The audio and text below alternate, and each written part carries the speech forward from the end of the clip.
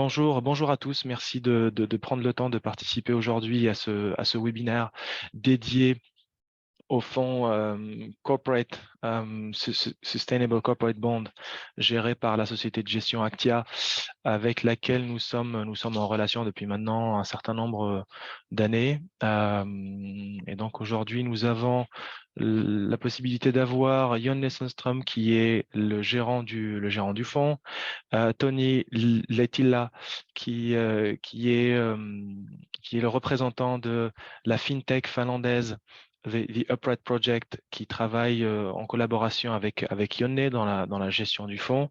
Et puis, last but not least, Petri Yao, qui lui est le responsable de la distribution des fonds Aktia.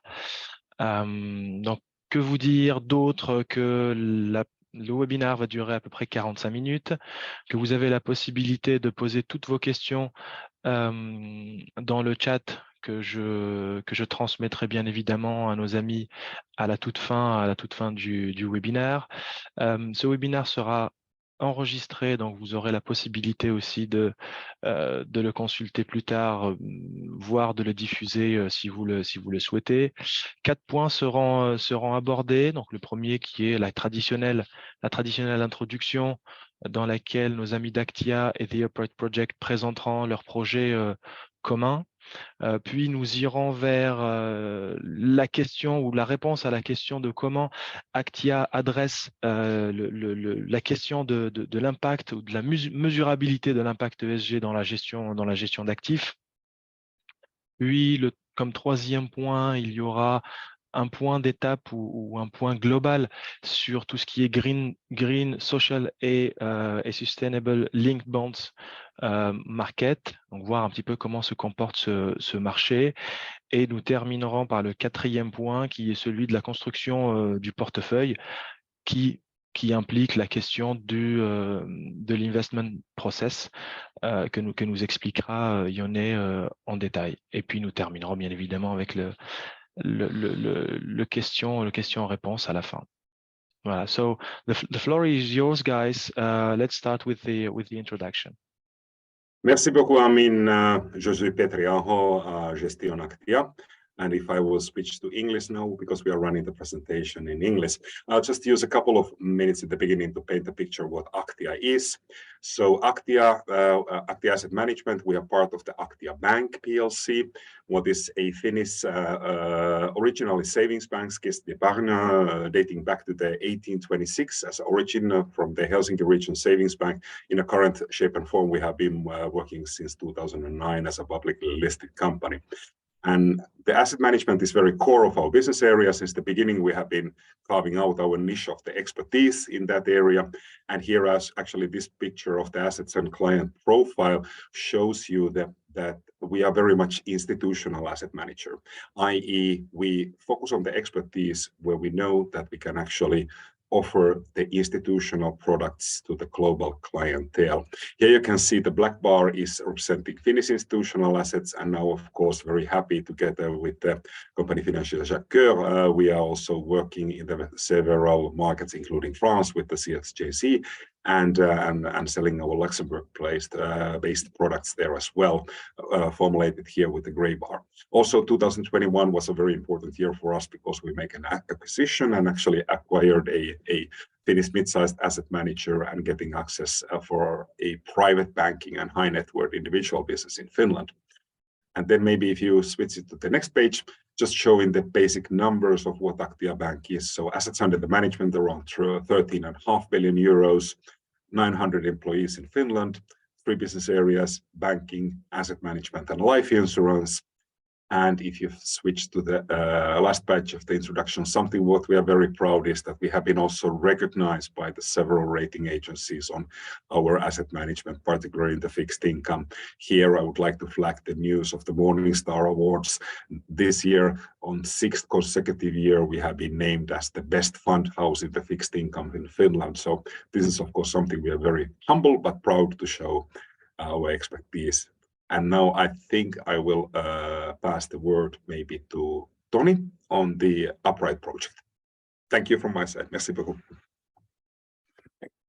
Yeah, thank you, Petri, and good to meet you all there online. Of course, I cannot see your faces, but I assume you are smiling, smiling because why wouldn't you? So yeah, my name is Toni Laitila from the Upright project. My thinking was to spend now the next 15 minutes or so sharing a bit about the Upright project. Where do we come from? What do we do? And why does it matter? And then give it to Jonne to continue. So let's get to it. And I don't know what are the rules, but from my side, it's okay to send any questions to chat so we can address those at the end or during the presentation. It's all fine by me. Good. So in short about Upright, we at Upright, we are a Helsinki-based technology company, and we are a market-leading net impact data provider for both public and private market investors. What's special about Upright is that our model is a machine learning-based quantification model that uses scientific literature as the main data source to understand the impact of companies. The main data set that we offer is net impact data, looking at both positive and negative impacts of companies holistically, but we do also provide additional data sets. Overall, it's already over 24,000 companies and unlisted companies, listed companies, labeled bonds in the coverage. And we are working since 2019 with Aktia, but we do also work with 200 other customers, mainly investors, which you can see here. Good, but that was some background to Upright in general. What I'd like to next discuss about is what's wrong with the current sustainability and impact discussion and what to do about it. So good. The current impact discourse lacks analytical rigor, comparability, and sense of scale. The first issue is that we are quite focused on minimizing downsides. Companies are discussing about how they are reducing CO2 emissions. And don't get us wrong, or get me wrong, that's maybe the most important metric in terms of impact to understand the CO2 emissions. But why is that not enough? Why it's not enough to just look at the CO2 emissions of companies or bonds? Let's take an example. Here we have company A and company B.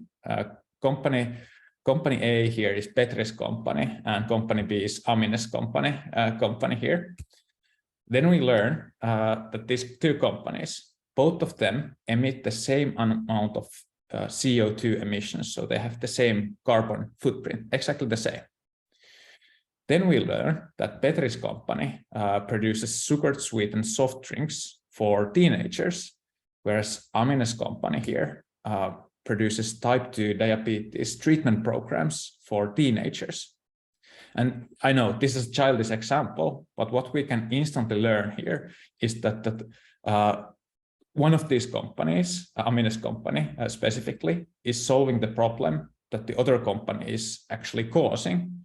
And only looking at the CO2 emissions of these two companies would give quite a misleading image of the impact of these companies. So even though CO2 emissions are important, it's important to look at the other side of the picture as well. What is achieved with the resources being used? Amine won in this case. Good. Then moving on, second and third point. So currently, we are confusing big and small things in a colorful mess. Mining companies are talking about recycled office paper, and consulting companies are stating how they are planting solar panels on top of their headquarters. What this leads to is that these secondary details overshadow the big picture of impact of these companies. And related to that, the discussion is still quite focused on internal impacts. What this then leads to is that the majority of the most significant impacts that take place in the downstream, i.e. on the customer side or on the supplier side, when these on the supplier side, and these impacts are totally overlooked if you only focus on internal impacts. Lastly, we still confuse compliance practices with impact. Companies or investors are stating that they are part of the PRI or UN Global Compact or whatnot. They do everything by the book. And don't get me wrong, this is all great, but it's not really impact. What this leads to is that tobacco companies sometimes get nice ESG scores, or then we have this example where we compare, or someone on the internet compared in Twitter, Shell and Tesla and their ESG ratings. These are from MSCI. And what I'm getting at here is that, of course, if you are trying to understand the impact of the company, so how does the company affect the world around us? It's not really something that the ESG metrics are even trying to capture. They are all about how does the world outside us pose risks to our business and bottom line. So yeah, just wanted to highlight with a concrete example here. Good. So it's all been rant for now on what's not working and what's lacking in the discourse. So what could work better? Comparable and science-based data on the net impact of companies is needed. And this is what we've been doing at Upright. So our answer is that we built a quantification model to bring out the shape of a company, so that we are looking both the costs and gains, both the positive and negative impacts companies have to the world around us holistically. We focus on the core business of a company, so the actual products and services of companies and how they affect the world around us versus the compliance practices or the how practices. And then we consider the entire value chain of a company or the green bond, what is being financed with green bonds. So not only the internal impacts, but also the supplier side and customer side impacts that in most cases are the major piece of impact that is being created, whether it's positive or negative impact really. Good. I'm not going to go in too much detail into how does Upright net impact model work, but I'm just going to give you an overview of how does it look. So how do we produce this type of data? In short, Upright model it consists of two separate pieces. One on the left hand side, you don't need to read all of the details. It's all about understanding how do individual products and services affect the world around us. For this, we built this product graph of 150,000 products and services covering the whole private sector. So 150,000 products and services, all of these linked by their value chain and by their product hierarchy. And then we are using different data sources, scientific articles, WHO statistics, Eurostat, so on and so forth, to understand how do these individual products and services affect the world around us. And the second piece of the model is then the company model. Here, what we are interested in is to understand what do companies do in terms of products and services, and what are their revenue weights. So here we are looking at companies' financial disclosures and websites and online presence, just to understand what do companies do in terms of products and services. And when we combine these two pieces together, so the understanding of impact of individual product and what products and services does a company produce and sell, or what is being financed with a green bond, we can come up with an understanding on what's the net impact of an individual company. So at this point, we have over 24,000 companies and label bonds on the platform. Let's take a look at some of them. I could already actually, now that I'm sharing the screen myself, I can share it directly from the platform. So here's Siemens, its net impact profile on the Upright platform, the same platform that all of our investor customers are using. The profile here is Siemens. You can see the list of products and services here that this profile is based on, and then you can see the net impact profile here. So both the positive impacts, like positive impact on societal infrastructure and generating taxes, while causing greenhouse gas emissions. So both pluses and minuses. and one can drill down deeper here to understand what's driving the impact, which products and services specifically.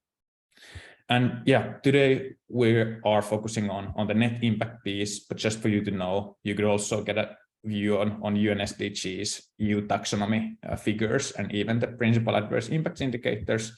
This is something that we work on with Aktia as well, as a kind of complementary data sets to this net impact analysis that is at the core of what we do together. Good.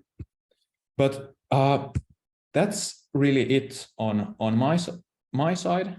Just a short intro to Upright on a bit of the thinking. Our goal is to help the capitalistic system to allocate its resources to things that really make sense towards a net positive future. So yeah, happy to continue. Hear any questions. Also, if you have any follow-ups after this session, happy to hear about those as well. Maybe a question on my side, Tony. Yeah, go ahead. What would be the difference between your tool and tools like Sustainalytics and the other ones in terms of modeling on the results? Maybe you are not measuring the same parameters, so it would be great to have your thoughts about it. Thank you. Yeah. Happy to share. So I could maybe pinpoint this to a couple of different aspects. One, we are focusing on the impact of these companies and bonds, so how they are affecting the world around us, not really focusing on the ESG or the compliance aspect that much. It's all about how does the company affect the world around us. That's the first thing. Secondly, we are looking at both the positive and negative impacts of companies. So not only the adverse impacts, not only the positive UNSDG alignments or whatnot, it's about looking at both pluses and minuses in a transparent manner. And thirdly, it's a really, how would you say, a data-driven and a scalable approach that we have. We have 50 people here. All of us are some type of nerds, data scientists, engineers, so on and so forth. And we've built a machine learning-based model that uses scientific literature to understand the impact of companies, rather than being this kind of questionnaire or disclosure-driven approach where you just ask from the sustainability departments of companies to share their stories and materials. So we aim to be outside in and objective in that sense. So what companies can affect here, they can provide a clear picture of what they do, but then we rely on scientific literature to really understand how do these different products and services then affect the world around us, rather than relying on marketing materials. Maybe putting it a bit provocatively, but yeah, that's maybe there a short answer. All right, thank you very much, Tony. Maybe jumping to Jonne's experience with the Upright project. You have been in a relationship with this Finnish fintech company, but you have a more financial background. You launched an Article 9 fund back in August. Now it is slightly above 100 million asset under management. So would you give us your thoughts about the fund, your relationship with the Upright project before jumping to our main points? Thank you. I'm happy to. I mean, hope you can hear me and see the presentation here. Yeah, thanks Tony also for sharing Upright with us. I'll get into kind of more the practice on how we use Upright a bit later on in the presentation. But first, a couple of words about our credit doing at Aktia. Well, we have a team of 7 people. I'll get a bit more into that on the next slide. But first, on the right-hand side, just because, as Amin was saying, when we launched the product on September the 1st, so we just had our 6-month birthday a couple of days ago. So it's maybe better to look at how we have performed in credit overall, to look at our Aktia Corporate Bond Plus fund that has been around much longer.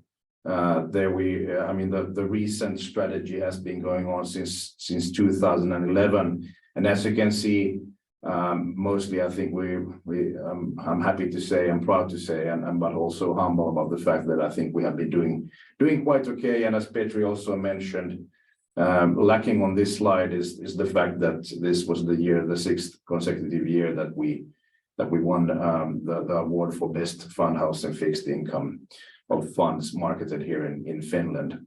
On the management team, we are a seven-person team with portfolio managers, and some of us have maybe the more responsibility for the analysis. Myself, I'm the lead manager for this product, the Universal Aktia Sustainable Corporate Bond Fund.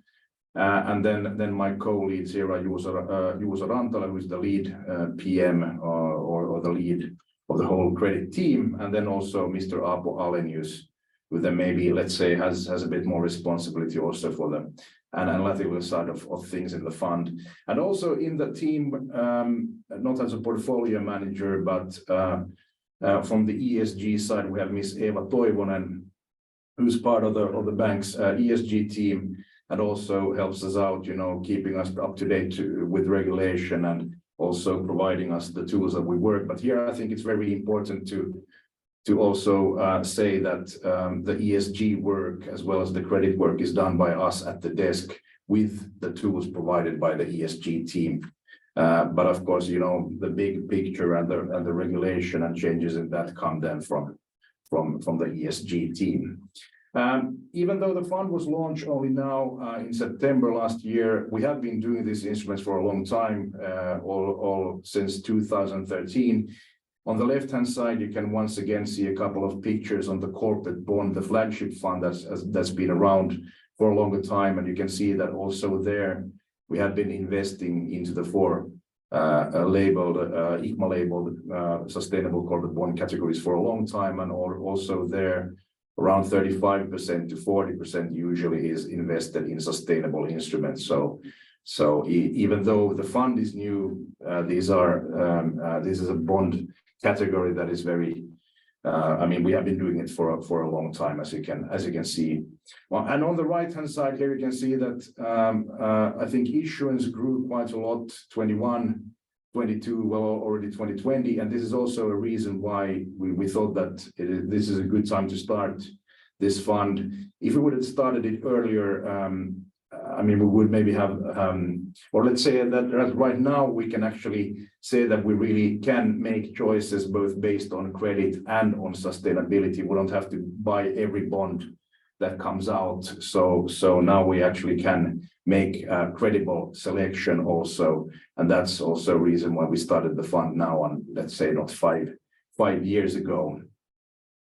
And then just a short overview of the fund. I'll go in more into detail on the portfolio and portfolio construction and so on.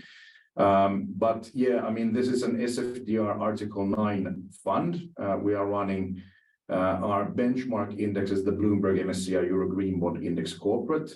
There I have to say that we don't really track the index. That's not our aim. We are index aware, and of course we know if we're underweight or overweight in a certain sector, for example, but that doesn't really steer our investment process. The only thing where we actually do follow the index is duration, and there we state that we like to stay quite close to the index duration, and then it's maybe down more to the client if they want to put an overlay or want to be overweight or underweight or long short duration or whatever. I think our strengths lie more on the credit selection and then the ESG, of course. And what we do, we invest only in this fund in the four ICMA labeled categories. I will come a bit more into these. At the moment, we are only doing the use of proceeds once. So the three first mentioned categories on the left side, green, sustainable, and sustainability and social bonds. Sustainability linked bonds we can also do, but up to now we have not been investing in those, and I will come back to why in a short while. The currency risk is always fully hedged. At the moment, we only have investments in euro-denominated paper, but we could do other currencies, but in those cases, we would hedge the FX risk. Focus is clearly on investment grade. At least 80% has to be invested in investment grade corporate bonds, but we can do up to 20% of high yield.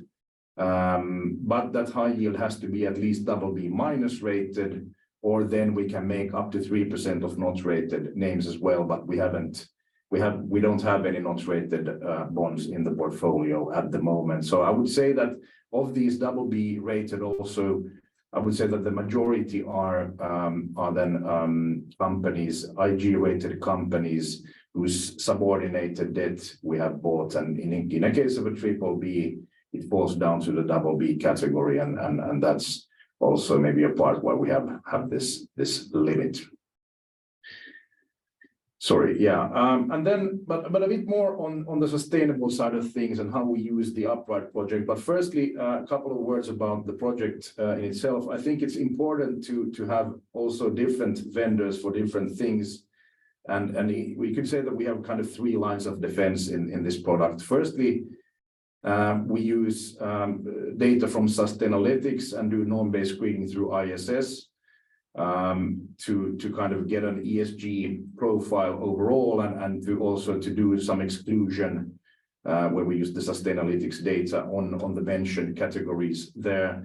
We have a maximum of 5% of company turnover for the below mentioned, and then we have a zero tolerance for controversial weapons and also child labor. And we have also had examples in the past, especially in the corporate bond fund, where we have actually sold holdings because of these, let's say that a company has bought some controversial weapon companies or whatever. In those cases, they have been sold. Or let's say that if ISS has evaluated that a company in their traffic light model goes into the red, I don't think we have ever disagreed with them on that. But that's kind of the first thing. The second thing, as I mentioned, we only invest in the ICMA labeled sustainable corporate bonds, green bonds, social, sustainability, and then sustainability linked bonds. Up to now, we haven't been really interested in the SLBs, and maybe the most important reason is that, yeah, well, therefore, general purposes, in the first three categories, we know that the money is going into projects that are beforehand mentioned, let's say green or social, and this is also followed very strictly by the companies and their reports on this, and we can follow that is the money really going where it should be going. SLBs, I think, is hopefully in the future will be a category where we also can invest a bit more.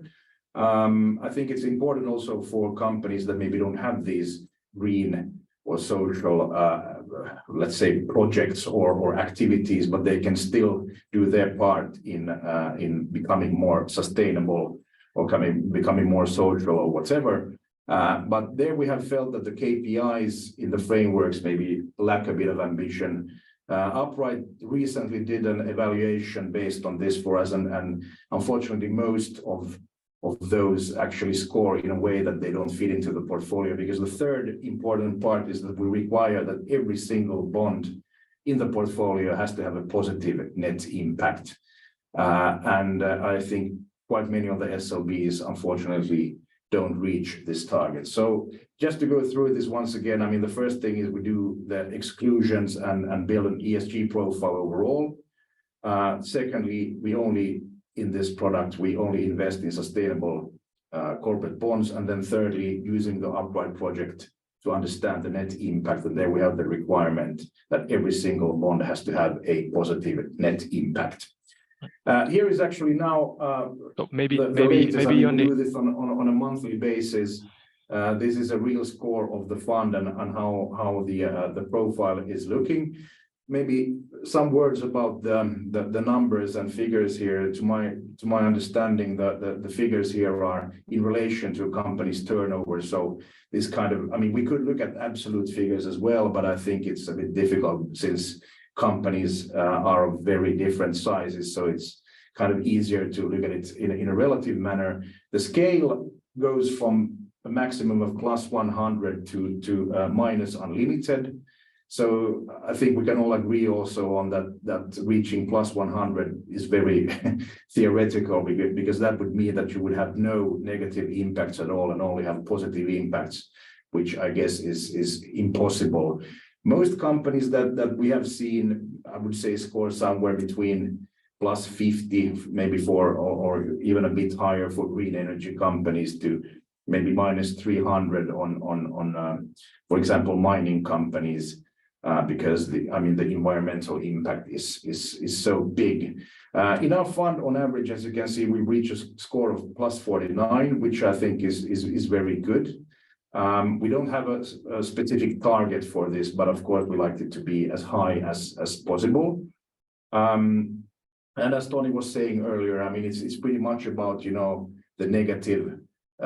I mean, every company produces negative impacts. Also, those who build green energy, I mean, solar panels or wind, I mean, they still use resources and they get net impacts, but negative net impacts. But it's also about, I mean, creating more positive than the negative, you know, you get in. One example here maybe could be scarce human capital. That's also something, I mean, they're under knowledge, as you can see. We have 4 categories: society, knowledge, health, and environment. Of these, I would say that society and environment are usually the ones giving the highest impacts, negative or positive. But they're under knowledge because the scarce human capital is negative, and that's usually the case in almost every company I've seen. I think this is a measure of that you have skilled and educated labor, and I've discussed this with Tony a lot of times. Okay, how can it be possible that if you use smart people, how can it be negative?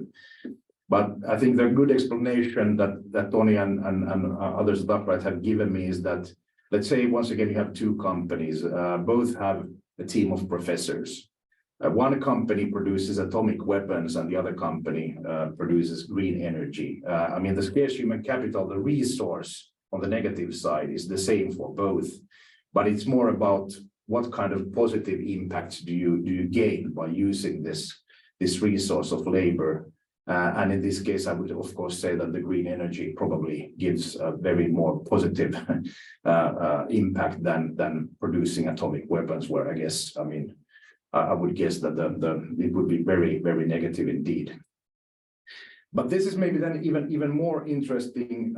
I mean, this is a comparison between the +49, I mean, the sustainable corporate bond, and if we would invest in the same company, but let's say in equity or in brown bonds of those companies.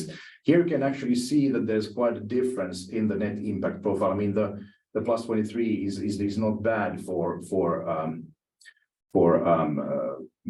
overall, also on the issuer level, but you can still see that you actually get a pretty big gain by investing in the green bonds, +22, sorry. So and there you can also see where the difference comes from, and on the environment side, of course, the net score is much better. But as I was saying, even if you do quite a lot of green energy or whatever, you still use resources, and you have pretty much the same negative environmental score. But then once again, the impacts are much larger on the positive side. So this is, I think, pretty unique that you can actually compare. You can compare the two here, that you have actually both the sustainable and the non-sustainable instruments of a company, and you can actually see what the net impact ratio is, and that's pretty unique in my mind. A couple of examples here. Maybe yeah. Yanni, before sure. moving to the examples, we have a couple of questions here. I know that we decided to let the question at the end, but these questions are quite, I think, important. So maybe you touched a little bit on the first one, which is how do you deal with the net impact? So in terms of decision making, I don't know if Tony or Jonne, I think that the question is for both of you. The second question is, what are the rules to monetize it at the end? The third one will be, so you talked a little bit on the company level impact, but what would be the benefit from an investor perspective? Yeah. Thank you. Well, I guess the first question, sorry, was how do we use this in practice? Well, I mean, every single issue that comes out, I think Upright is one of the first things we actually do check out. I mean, how does the net impact profile look like. I mean, all our products in the credit team are at least Article 8. This is the only Article 9 fund. So, I mean, the requirement is not having a positive net impact on all the bonds, but of course, we want to be sure that the profile is good enough. And also on these different, I mean, 4 categories that you see here: society, knowledge, health, environment. We haven't yet put in any let's say, levels on that an environment score has to be better than something at least. But I think in the future, when regulation will get more stricter and we learn even more how to, you know, how things look, I think we might be able, or we will be putting some more limits into this.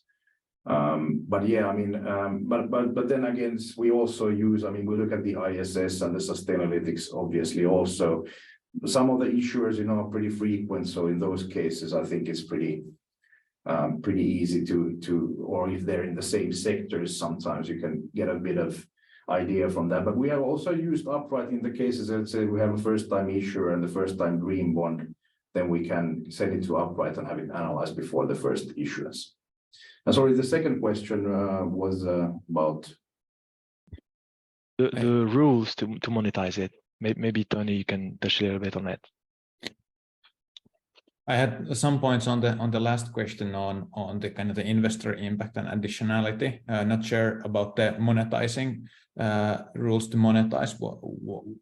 What do you mean specifically with that question, or if Jonne has an answer, because I'm not sure. I'm not sure about the question. If I understand it correctly, maybe that way. No, I guess that the question was more related to how, what's the value of a net impact scoring? Mm-hmm. Yeah, I don't know if Jonne want to share from yeah, well, I mean, it really, I mean, as Tony was saying, just looking at CO2s, for example, isn't at least enough just for us. I mean, I think looking at the whole value chain and getting both the negative and positive outcomes, I think also helps us in the work. I have to say that in some cases, you know, we have had discussions with Tony and his colleagues on maybe profiles that are a bit surprising to us. But I would say in all those cases, we have then understood, okay, why is this? Or let's say we have had examples where companies suddenly their net impact ratio falls, and we don't really understand why. But as, for example, in one case, there was, I mean, a new report had come out on how the use of proceeds had been gone, and that, you know, made it. We didn't know that at the point, but then when we asked Upright, okay, that was a reason, and then that you know led to a deterioration in the net impact ratio. So I mean, the model does really live, if not every month, then at least, you know, in the long term. So it's really dynamic. It's not about making the decisions when you buy it. You can also follow up on that going forward. Hopefully that gives some kind of answer to the question. And maybe to add from my side to the kind of the monetization question, of course, from our side, we believe that the impact of companies is in direct link on the long-term value creation of these companies, and something that definitely tells something different than the ESG metrics, because it's measuring a different thing. So brings something new to this discussion. But then you also had the question about the investor impact and additionality, and that's a really interesting question, and something that's, of course, a more challenging question as well. But how we approach this, it's true that we focus on the impact of the companies and the green bonds and social bonds and whatnot. How do these affect the world around us based on scientific articles and other data sources? Of course, when it comes to the additionality, it's much easier to see the link when we are talking about labeled bonds, because you are financing specific things that take place, because you can finance them with the green bonds. That might not be something that you could say about the companies and investing in companies and the additionality in that place. But to see the kind of difference what we typically do with many is that we compare the impact of the green bond, for instance, to the status quo of how things are being done at the moment, and kind of see the delta there as well, to see what's the difference, where does this investing in this bond take the world. But yeah, bottom line, that's true that we are focusing on just understanding how to do these things affect the world around us, rather than really kind of specifying on the additional piece, other than of course, the comparability helps with that. I'm not sure, Philip, if that answered the question. Maybe you can comment in the chat. Yeah, no, I would like to continue a bit on that. I mean, also, I mean, I do agree that we also look at ESG as a long-term driver also for returns, and also on that, I think, even though we are an SFDR 9 Article 9 fund, I mean, of course, ESG or let's say the net impact and everything there, the sustainability is really in the center, but at the same time, we want to give our investors as good return as possible. So, and I think also, you know, doing these and being sustainable is a driver, a very big driver in the long run. Of course, for example, last year, I guess we had examples of the opposite in the short term, but in the long term, I would say that definitely, you know, it is a very different, very important thing in returns as well. Thanks, guys. So maybe we'll move on in matter of time. Just move on to the examples. Yeah, thank you. Yeah. Well, just to give the couple of examples on companies that we have bought, or one company that we have bought and one that we haven't. One of the biggest holdings is Ørsted, Danish green energy company that did a very quick transition into green energy. Having said that, I mean, we do invest also in utilities that don't solely do green energy, but there I think the companies has to be in a very credible transition for us to be to invest in it, and also of course then investing only in the green bond in that case.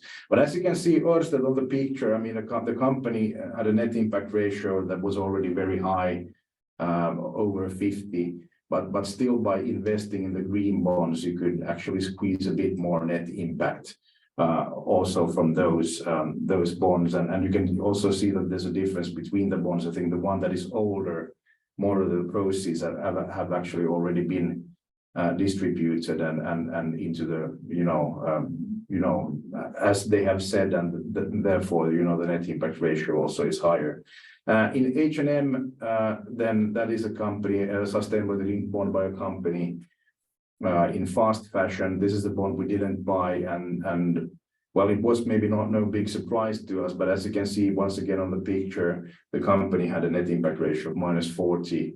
The sustainability linked bond improved things a bit, but still the net impact ratio is in the red, and that's why the company was non-investable to us. At the same time, I hope that H&M will become even more ambitious, you know, setting even higher targets on the CO2 reduction and recycling, and hopefully, you know, at some point they could have a bond that will score in the positive. The carbon footprint in the fund and in the index is a bit higher than in broad products. The reason is that this is done at an issuer level, and at least I haven't yet seen a model where you could get a different score, let's say, for the green bond and the issuer, and this is then why the carbon footprint and you know, the intensity is a bit higher, I would say, in general, because, and another reason is when we talk about the sectors, is that the utility weight, for example, in the index, but also in the fund, is much higher than in the broad market. This is just some things that we will be reporting on, and we have at least an annual sustainable bond report that we will come out with. Here are some of the measures mentioned. But since I guess we don't have that much time left, I'll say a couple of words about the market. The issuance part here on the left, we already talked. I think this year has really started well off with green issuance. January especially was a very busy month for us. Spread evolution, I think last year, when you compare, for example, the broad benchmark to the our benchmark. I think, as I said last year, I think the broad market did a bit better actually. But this year, I think that's been reversed a bit. And also on the bottom of the page, you can see the greeniums. I think this measurement is done then here only on utilities because it's, I mean, you have to have a pair of the same bond, you know, the brown and the green in the same maturity to be able to have a good measure on this. And here you can also see that the greenium actually hasn't grown anymore. It's actually become a bit less, but from an investor point of view, I think that's only a good thing, because as you can see last year, I think the broad index was really outperforming, but this year the greens are back, and actually the green index has done better than the broad index. But I think what strikes me here is that the tracking error between the two is still, you know, quite small. So this is also one question you often get, okay, how much yield or how much return do I have to give away if I do a green bond fund? And my answer would be none, actually, or very little. I mean, okay, the greenium is there, but it is pretty small, and there are other yield enhancing factors that you can use to at least get the same yield as in the broad index. Then a bit on the portfolio construction. I mean, as I said, credit ES and ESG has gone hand in hand here already for a long time. This is true for all the funds, not only the sustainable fund. We start with a top-down analysis. If you look at the credit process, we identify themes and also, for example, sectors where we want to be over or underweight. For example, at the moment in this fund, we are overweight utilities, but pretty big underweight in real estate, and also underweight in financials. But on the other hand, we are overweight in subordinated. But after the top-down analysis, we then do the bottom-up. Of course, we choose the best companies when it comes to risk-reward, for example, and identify those after this analysis. And the ESG process, I guess I already touched quite much upon that, so I don't need to go through that in depth. So let's jump to some figures on the fund, some recent figures. These are now figures from the end of February. The yield, running yield of the fund then was around 4.7. I think we're now down to around 4.5, and the index is down to 4.3. The durations are pretty much in line now, around 4.45 or so. The assets under management is a bit over 100 million. And as you can see, the IG to high yield ratio, 85 to 15. I think it's been pretty stable from the start that we do utilize actually the high yield allowance that we have, but keeping it around 15% at the moment. Then on the bottom of the page, the sectors, you can see that in the index, there are three sectors that really do stand out: utilities, real estate, and financials. Financials and real estate, we are underweight at the moment, real estate quite largely so. This was a good choice last year. Of course, this year, before this recent turmoil, I mean, real estate was really doing very well, but we just couldn't understand that, okay, when yields are rising at this or were rising as much as they were, we thought that, okay, this can become a bit more painful for the real estate sector, and hence we were kept the underweight quite largely there. We thought the valuations there also didn't look as attractive as they did before. In utilities, we are a bit overweight, but this is maybe the biggest difference to the broad index, that of course some sectors stand out a bit more. We try to diversify it as much as we can, hopefully also more in the future. But still, I mean, looking back at the tracking error, I mean, it's still quite small, or you would maybe expect it to be larger with this kind of concentrations in sectors. On the countries, I would just say that we are maybe a bit overweight on Nordics. I think there are some names that we, due to be Nordic ourselves, that we know maybe a bit better. So and also know there's sustainable work. So that's also why we have them in the portfolio. The last picture, I think I have this is performance now from last Thursday. That was the last data I had available before doing this presentation. So as you can see, I mean, we've lost a bit against the index since inception, especially this year. I think it's been pretty much coming from the underweight in real estate. That's been one big driver. It was a bit reversed this month before this turmoil hit. Then we actually had a bit of a positive thing going on here, but now, of course, I mean, I had just seen the figures from Friday. I haven't seen I think they are being calculated for Monday, but I think it is also better to look at that you know, after this week, at least today. Once again, I think, you know, yields were 20 basis points down and suddenly we're 10 basis points up, and seems that market is a bit, you know, trying to find a new direction, and we have inflation figures coming, and ECB and Fed and so on. So we'll see how this month will play out after this. But this is pretty much what I had in mind for you to present. I hope you have some more questions for Tony and myself. Thank you very much, Jonny. Yeah, indeed, we are just waiting for some questions to come. Please don't hesitate to ask them. So if you don't, I would have two last questions for you, Tony, first, and for you, Jonny, in the second hand. So we saw through the presentation, Tony, that you are performing quite well on the E and S within the ESG area. What about the G part of it? Do you have some thoughts about it? Yeah, that's a really good question. So that is true that we focus mostly on the E and S side in this 4 dimensions, 19 impact categories. The reason is for that is that because we are looking at the core business of companies and really trying to understand how they affect the world around us, whereas governance is not really it's not really covering that topic. It's not included in like governance and how companies affect the world around us. It's not, they're a bit of a different things. That being said, we do still capture some of the more governance related elements under the principal adverse impact indicators section in our model. So there we are going into the poor gender ratios and gender pay gaps and so on and so forth.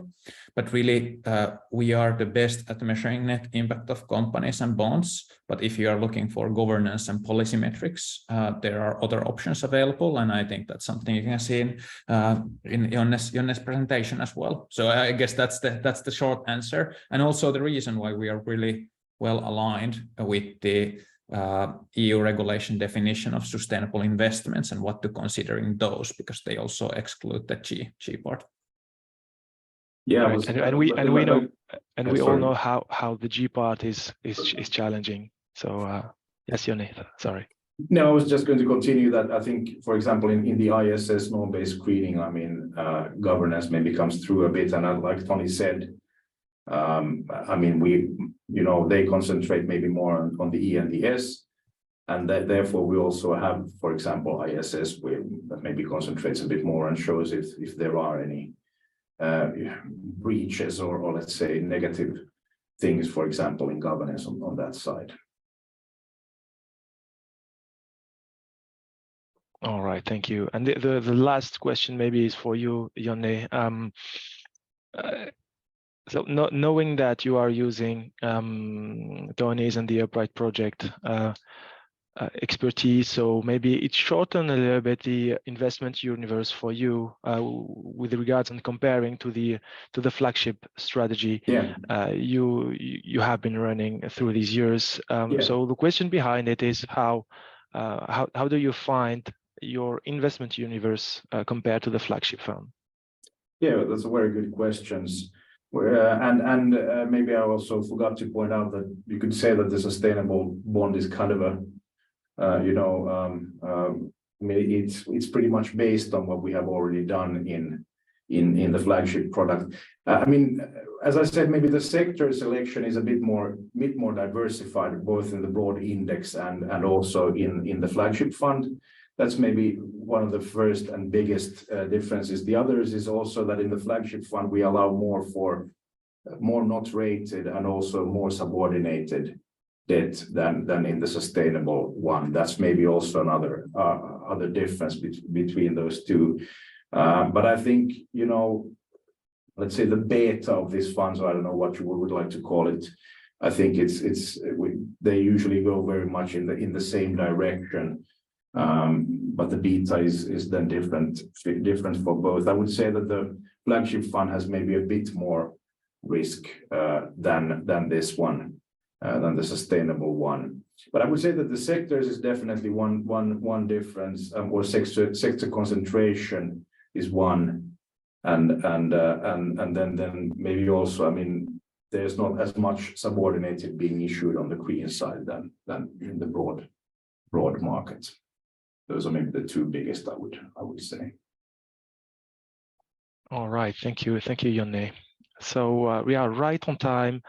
Unless our participants have some more questions, I think that we are going to conclude this webinar. So thank you very much for taking time to listen to our friends from Helsinki. Just for you to know that we work closely with our friends from Aktia and the OPAT project. They are in Paris and in France often. So, and for sure, we will make sure with Petri that we will have a full day or 2 days roadshow in the coming weeks. So you can go deeper in detail within the strategy and speak a little bit more on this strategy and try to challenge our friends, even the OPAT project, both the OPAT project and Jonne's team. So thank you very much, and I will switch to French now.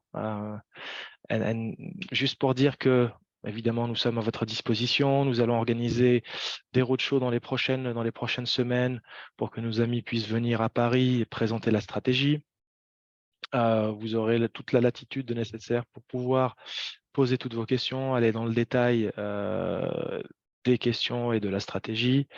N'hésitez pas à contacter vos contacts privilégiés chez CFJC, que ce soit Céline Bonnet-Durand ou moi-même, pour pouvoir prendre rendez-vous ou tout simplement répondre aux questions que vous vous posez.